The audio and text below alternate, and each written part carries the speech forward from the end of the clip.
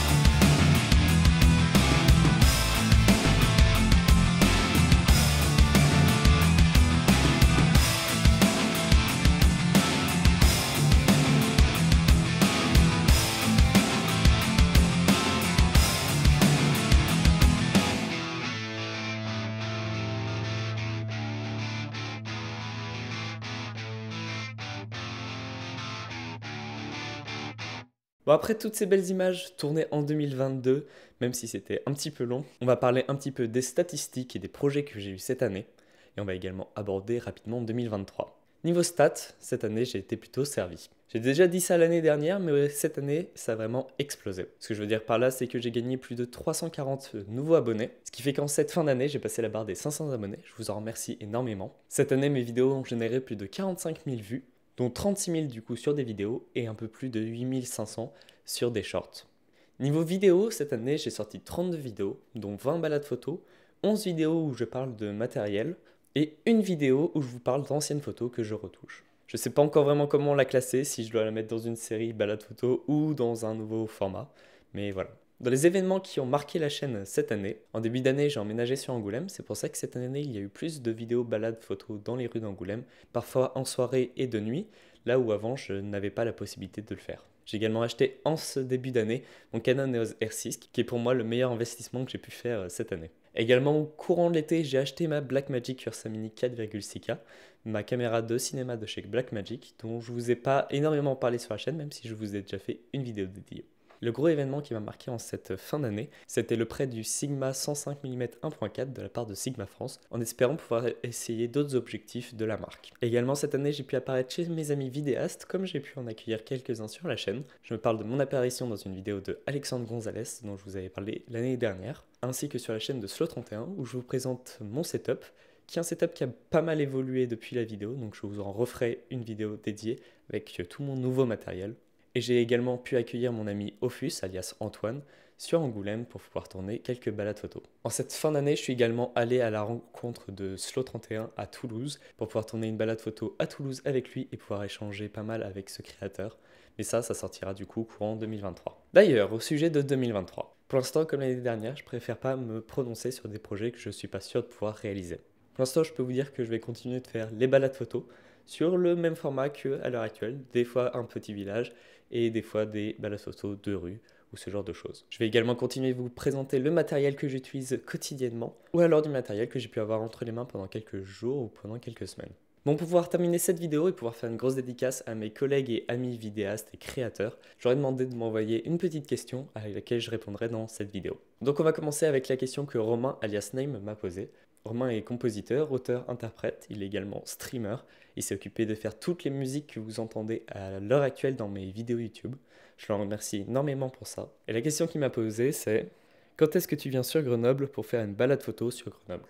Eh bien, pour répondre à ta question, Romain, dès que possible, je viens bien sûr sur Grenoble à ta rencontre et à la rencontre de Alexandre, car c'est une ville où je n'ai pas pu faire de photos pour l'instant dans les rues, et ça me tenterait énormément.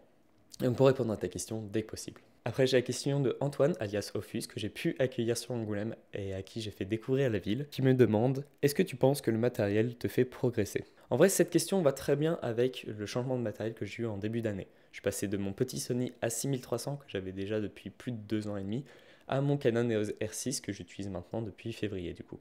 Je pense pas que le matériel nous fasse progresser.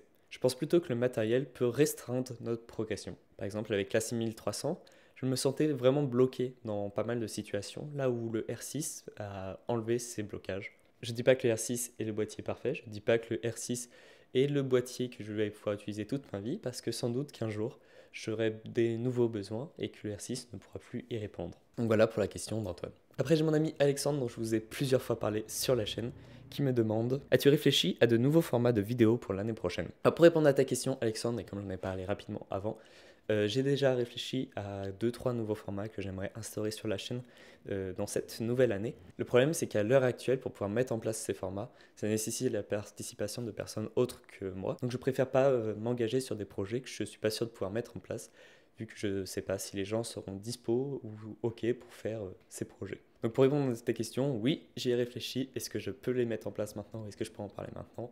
Pour l'instant, non, je préfère pas. L'avant-dernière question m'a été posée par Flo, alias Slow31, qui me demande « Qu'est-ce que tu as le plus aimé faire sur YouTube cette année et qu'est-ce qui te motive ?» Ce que j'ai adoré faire sur YouTube cette année, c'était les collaborations. Que ce soit avec toi, Slow, ou avec Antoine quand il a pu venir à Angoulême. J'ai beaucoup apprécié échanger autour de ma passion, apprendre à connaître de nouveaux créateurs et également à créer ensemble. Et qu'est-ce qui me motive? C'est toujours la même motivation que depuis la toute première vidéo de ma chaîne, c'est partager ma passion avec tout le monde. Et pour terminer cette année et terminer cette vidéo, j'ai demandé à François de la chaîne Explique-moi encore s'il accepterait de me poser une question à laquelle je répondrai en cette fin de vidéo. Et la question qu'il m'a posée est sans doute la plus dure des questions que j'ai eu à répondre. Quelle est la photo que tu as prise cette année qui te procure le plus d'émotions quand tu la regardes? Vraiment, ça a été une question très difficile à répondre, car j'ai dû me replonger du coup dans toutes les photos que j'ai pu faire cette année, même s'il y en avait 2-3 qui ressortaient. J'ai des photos qui m'ont beaucoup ému, parce qu'à l'instant où je l'ai prise, il y avait une forte émotion, comme une photo que j'ai pu faire sur un match de foot avec des supporters en feu. J'ai également pu faire des rencontres dans les rues, donc des gens que je ne pensais vraiment jamais voir, et ça m'a toujours touché de discuter avec de nouvelles personnes. J'ai également pu prendre en photo des amis et des proches dont j'ai adoré passer ces moments avec eux. Tout comme les quelques photos d'oiseaux que j'ai pu faire, où j'ai l'impression d'être un privilégié, de pouvoir voir cet instant avec cette lumière qui dure une fraction de seconde et qui ne se reproduira juste jamais. Mais bon, pour répondre à cette question, j'ai dû trouver une photo cette année qui me procure énormément d'émotions quand je la regarde et qui me fait énormément plaisir à avoir. Et c'est cette photo. Ce portrait de mon petit frère regroupe quasiment tout. C'est une photo que j'adore, car je la trouve déjà belle. Je trouve également que sur un point de vue technique, j'ai réussi à faire une image à la hauteur de mes attentes. Et le fait que ça soit un portrait de mon petit frère fait que le côté émotion l'emporte. Voilà, sur ce, c'est la fin de cette vidéo. C'était la dernière vidéo de cette année 2022. Moi, je vous dis à très bientôt en 2023 pour de nouveaux projets, pour de nouvelles vidéos. Je vous remercie de l'avoir regardé jusqu'au bout. À très bientôt. Allez, ciao ciao.